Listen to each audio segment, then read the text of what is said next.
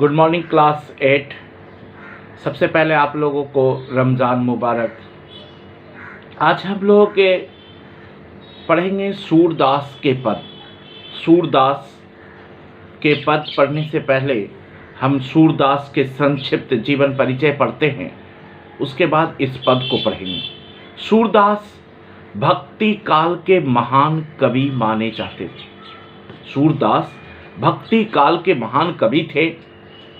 भगवान श्री कृष्ण के अनन्य उपासक यानी भगवान श्री कृष्ण के अनन्य भक्त और ब्रज भाषा के श्रेष्ठ कवि महात्मा सूरदास को हिंदी साहित्य का सूर्य कहा जाता है। हिंदी साहित्य का सूर्य महात्मा सूरदास जी को कहा जाता है। इनका जन्म 1478 ईस्वी में 1478 में 1478 ईस्वी में रूनकता नामक गांव, याद रखिएगा गांव का नाम है रूनकता नामक गांव में हुआ था। 1478 ईस्वी में रूनकता नामक गांव में हुआ था। कुछ विद्वानों का मानना है कि सूरदास का जन्म सीही नामक गांव में एक गरीब ब्राह्मण के परिवार में इनका जन्म हुआ था। सीही में इनके गुरु का नाम वल्लभाचार्य था। सूरदास भगवान श्री कृष्ण के भक्त थे और सूरदास की रचनाएं के बारे में आया है कि सूरदास के द्वारा लगभग 25 ग्रंथ की रचना की गई। 25 ग्रंथ इन्होंने रचना किया, लेकिन कुछ ही ग्रंथ है जो इनका प्रसिद्ध ग्रंथ माना जाता है, जैसे सूरसागर। सूरसागर सूरदास का प्रसिद्ध ग्रंथ है। सूरसागर, सूरसरावली, साहित्य लहरी, नगलीला, पद संग्रह, सूरपचीसी, मल दमयंती, ये सब ग्रंथ जो है सूरदास का प्रसिद्ध ग्रंथ माना जाता है। सूरदास की मृत्यु 1563 ईस्वी में हुआ था। आइए सूरदास की जो भाषा है, प्रमुख भाषा ब्रज भाषा। ब्रज में ये बहुत से दोहे और पद की रचना किए हैं।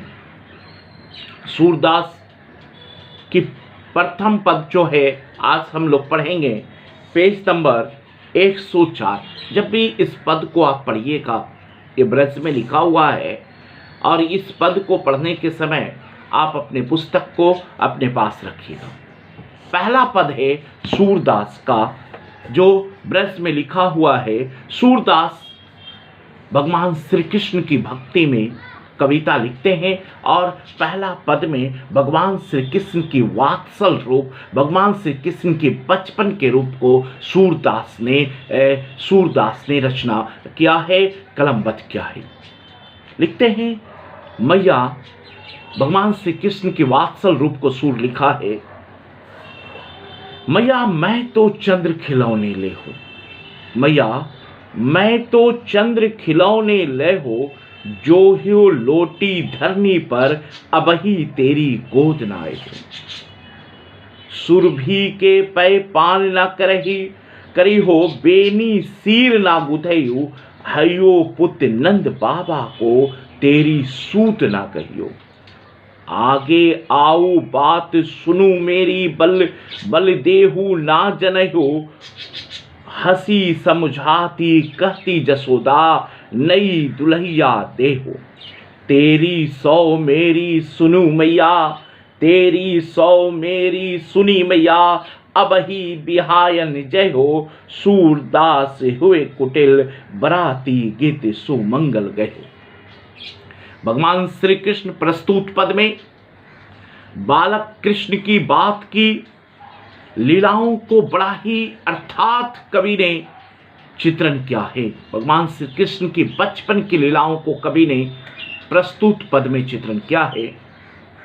भगवान श्री कृष्ण बचपन में चंद्रमा को देखकर चांद को देखकर हट करने लगते हैं, जिद करने लगते हैं कि माँ मुझे चांद का खिलौना चाहिए, माँ मुझे चंद्र खिलौने, मैया मैं चंद्र खिलौने ले हूँ, मुझे चांद चाहिए। भगवान श्री कृष्ण बचपन में बच्चा जैसे जिद करता है ना, तो वो भी माँ से जिद करने लगते हैं कि माँ मुझे चांद का खिलौना चाहिए। और भगवान श्री कृष्ण चांद के खिलौने के लिए मचल जाते हैं कि मुझे चांद चाहिए। लेकिन चांद को यशोदा कैसे लाके दे सकती है? तो भगवान श्री कृष्ण माँ यशोदा को क्या करते हैं? धमकी देते हैं। कहते हैं कि अगर उन्हें चांद ना मिला, मैया अगर मुझे चांद का खिलौना नहीं मिला तो मैं सफेद गाय का दूध ना पिएंगी, मैं सफेद गाय का दूध नहीं पीऊंगा। जय लौटी धरनी पर अबई तेरी गोद ना आए, पहला पंक्ति, कि मैं धरती पर लौट जाऊंगा और तुम्हारे गोद नहीं आऊंगा, मैं तुम्हारे गोद नहीं आऊंगा और धरती पर क्या हो जाऊंगा? लौट जाऊंगा।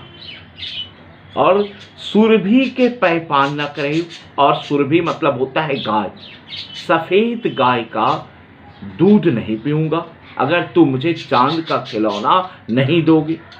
भगवान श्री कृष्ण कह रहे, किसको करें? यशोदा को करें, अपनी माँ को करें कि माँ मुझे चांद का खिलौना चाहिए, अगर तू मुझे चांद का खिलौना नहीं दोगी तो मैं धरती पर लौट जाऊंगा और तुम्हारा गोद नहीं आऊंगा और सफेद गाय का दूध नहीं पीऊंगा। बेनी सिर ना गुथई, और क्या कहते हैं? और चोटी भी नहीं बंधवाऊंगा। अपनी चोटी जो है, भगवान श्री कृष्ण के बाले लंबे थे, वो अपनी चोटी भी नहीं बंधवाऊंगा। यही नहीं, वो ये भी कहते हैं, क्या कहते हैं?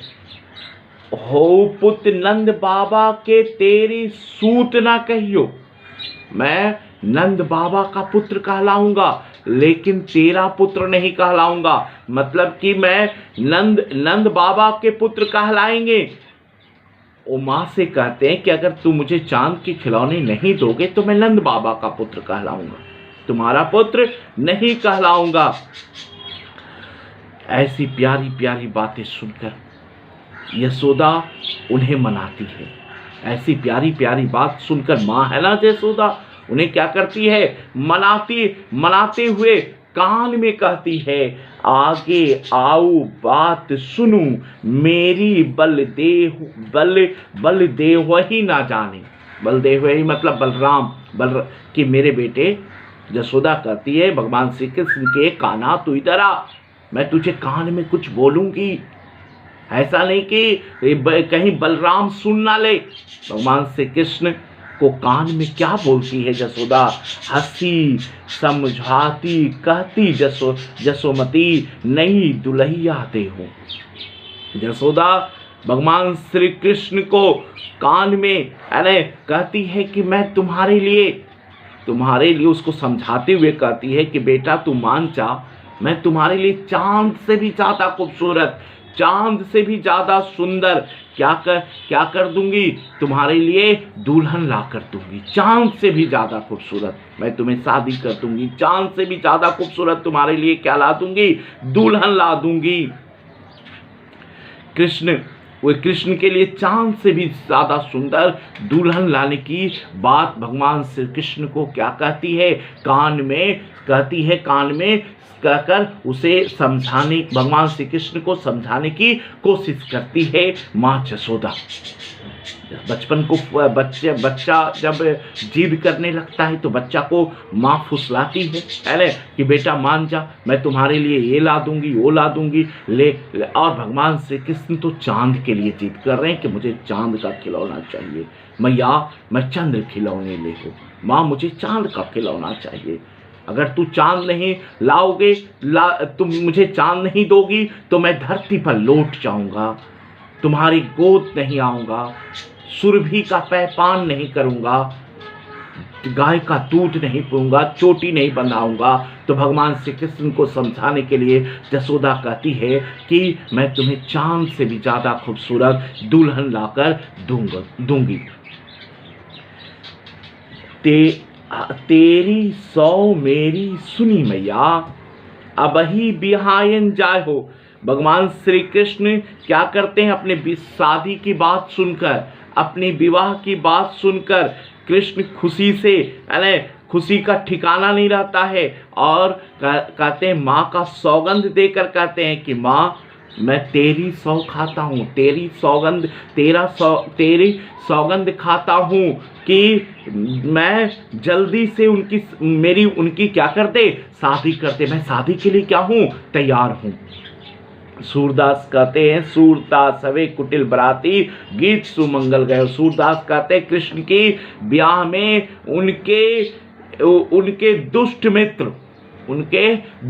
मित्र बराती के रूप में जाएंगे और सब मिलकर मंगल के गीत गाएंगे, सब मिलकर मंगल के गीत गाएंगे। इस प्रकार कभी सूरदास ने भगवान श्री कृष्ण के बाल रूप का मनोहर चित्रण, मनोहर मन को हरने वाला भगवान श्री कृष्ण की मनोहर चित्रण को वह सूरदास ने प्रस्तुत पंक्ति में किया है। आज हम लोग पहला पद पढ़े हैं, सूरदास का जीवन परिचय पढ़ा है।